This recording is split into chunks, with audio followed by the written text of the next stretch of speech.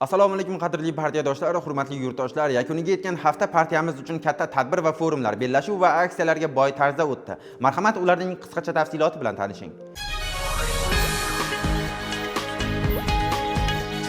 Xitoy Xalq Respublikasida Xitoy Markaziy Osiyo siyosiy partiyalari muloqoti bo'lib o'tdi. Unda Markaziy Osiyo va Xitoydan 20 dan ziyod siyosiy partiya rahbarlari ishtirok etdi. Oliy Majlis Qonunchilik palatasida O'zbekiston Ekologik partiyasi fraksiyasi rahbari, partiya raisi Abdushukur Hamzayev ushbu tadbirda so'zga chiqib, O'zbekiston va Xitoy o'rtasidagi munosabatlar bugungi kunda yangi strategik bosqichga ko'tarilganligini ta'kidladi.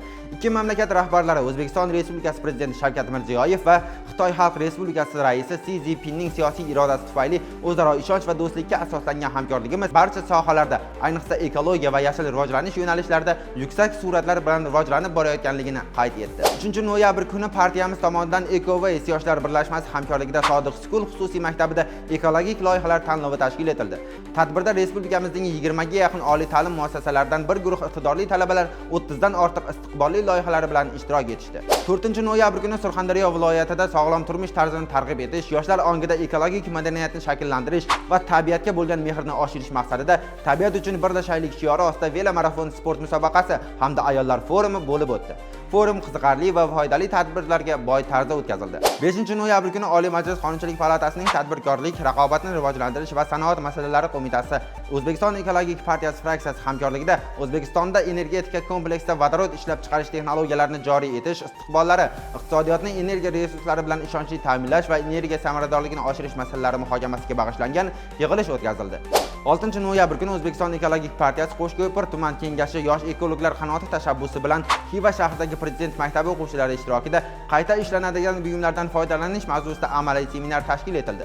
Seminar davomida atrof muhitni asrab-avaylash, chiqindilarni belgilangan joylarga tashlash, ularni qayta ishlash jarayonining ekologik va iqtisodiy foydalari haqida batafsil ma'lumotlar berildi. 7-noyabr kuni Andijon viloyatida keng qamrovli yoshlar forumi o'tkazildi.